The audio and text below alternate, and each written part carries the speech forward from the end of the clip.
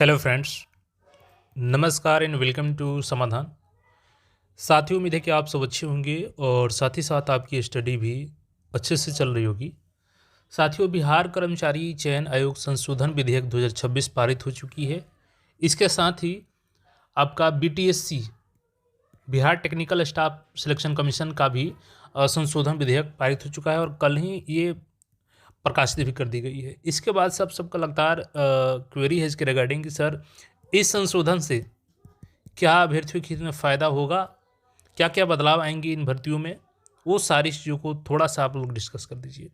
तो देखिए, यहाँ पे हम लोग ये चूँकि 7 पेज का ये भी है और 7 पेज का बीटीएससी भी है, लेकिन दोनों का कंक्लूजन मैं आपको काफ़ी कम समय में बताने का प्रयास करता हूँ ताकि आपका कम समय में जो ज़रूरी चीज़ें हैं वो समझ सकें आप लोग।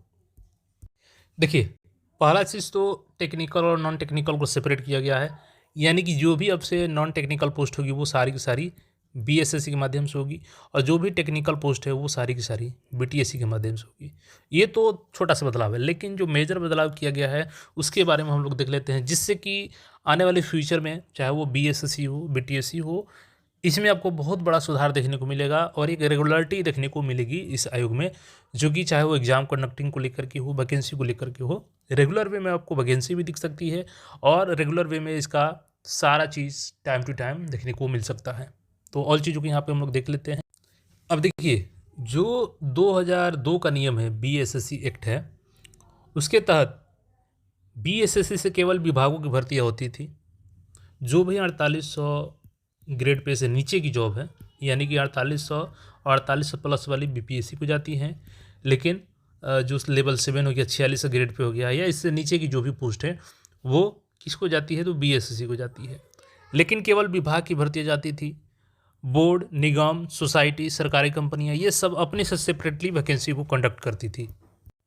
यानी यहाँ पे देखिए एक एग्जाम्पल के रूप में कि जो भी विभाग के अलावे भर्तियाँ होती थी, जैसे कि बोर्ड हो गया, तो बोर्ड में आपका बिहार स्कूल एग्जामिनेशन बोर्ड हो गया, Bihar state pollution control board हो गया, ये सभी खुद से भी भर्ती अपनी करती हैं, चाहे वो क्लर्क की वैकेंसी हो, डीईओ की हो, डाटा एंट्री ऑपरेटर की हो, असिस्टेंट की भर्ती हो, ये खुद से कर लेती हैं।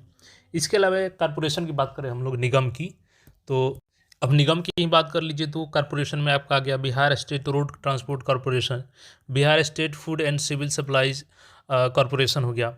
इसके अलावा सोसाइटी की बात करें तो सोसाइटी में आपका Bihar rural livelihood promotion society, जैसे कि जीविका हो गया। इसके अलावा बिहार स्टेट हेल्थ सोसाइटी हो गया, तो इसकी भी भर्ती देखते होंगे आप कि ये खुद से भी वैकेंसी करती है अपनी। चौथा नंबर पॉइंट करके जो कुछ गवर्नमेंट के कंपनीज हैं, जैसे कि south Bihar power distribution company limited हो गया, north Bihar power distribution company limited हो गया। इसमें आपने देखा भी कि क्लर्क की वैकेंसी, डाटा एंट्री ऑपरेटर की होगी या टेक्निकल पोस्ट पे वैकेंसी होगी, ये सारी की भर्ती खुद से ये कंपनियाँ अपने से कर ली थी। अभी पिछले बार वैकेंसी भी आया था और अभी आप सबके इंतजार भी है कि बीएसपीएचसीएल की वैकेंसी कब आएगी।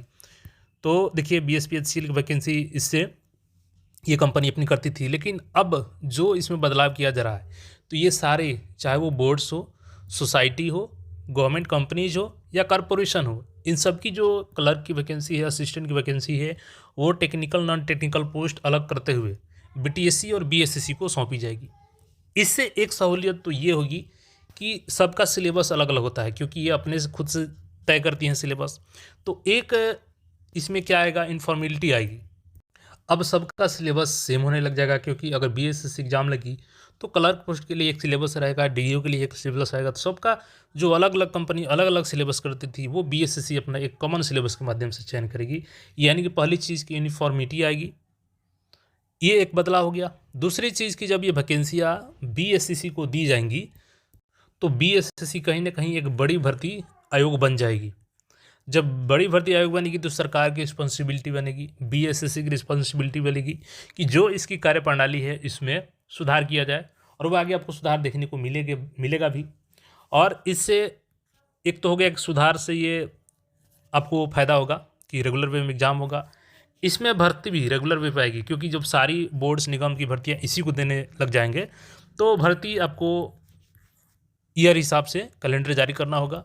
यानी कि जो मैक्सिमम क्लर्क पोस्ट ये सब होंगे वो नॉन टेक्निकल पोस्ट बीएसएससी से आएंगे, तो भर्ती बड़ी होगी। तो प्रत्येक साल आपको छोटे छोटे वैकेंसी आपको हो सकता है कि देखने को रेगुलर वे में मिल सके, जैसे कि बीपीएससी से मिलती है। और इससे क्या होगा कि नियमित भर्ती तो होगी ही, रेगुलरिटी बन जाएगी, प्लस एक सिस्टम बन जाएगा। एक सिस्टम बन जाएगा तो उस सिस्टम के दायरे में रह करके बीएसएससी को भी काम करना पड़ेगा, क्योंकि जीएडी अपना समय समय पर इनको गाइडलाइंस देते रहेगी। जैसे कि नियमावली में मेंशन किया गया है कि जीएडी के परामर्श से बीएसएससी में उनका जो भी कंपनियां हैं उनका सिलेबस निर्धारित करके इसको सौंप दी जाएगी वैकेंसी। तो आने वाले फ्यूचर में आपकी जो भी अलग अलग वैकेंसी आती थी वो बीएसएससी से देखने को मिल जाएगी। तो एक बड़े लेवल वैकेंसी आपको देखने को मिलेगी ही, एक सिस्टम बन जाएगा। और एक कहीं ना कहीं जो इस बार से शुरुआत हुआ है कैलेंडर का, तो ये रेगुलर वे में बीएसएससी भी अपना अन्य भर्ती आयोग की जैसी कैलेंडर भी अपना पब्लिश करेंगी। तो ये छात्र हित में एक बड़ा बदलाव होगा कि कैलेंडर मिल जाए समय से और एक सिस्टम बन जाए वैकेंसी की। तो कुल मिलाकर के यही बदलाव होने जा रहा है कि एक तो जो फ्यूचर में स्टूडेंट्स होंगे उनके रेगुलर वे में वैकेंसी मिलेगी, इससे एक सिस्टम बन जाएगा जिस सिस्टम के तहत उनकी एग्ज़ाम कैलेंडर भी पब्लिश करेगी बीएसएससी, और जीएडी उनको मार्गदर्शन देते रहेगी। तो रेगुलर वे में वैकेंसी और पारदर्शिता को लेकर के एक बड़ा कदम होगा जो ये नियमावली बनाया गया है। बाकी इस पर जो भी आप करा है कमेंट करके बता सकते हैं। और रेगुलर वे में आप सबका कमेंट आ रहा था इसी के रिगार्डिंग, इसीलिए मैंने सोचा कि आपको शॉर्ट में इसको समझाने का प्रयास करें। फिर भी कोई डाउट हो तो कमेंट करके पूछ सकते हैं। मिलते हैं फिर नए अपडेट में।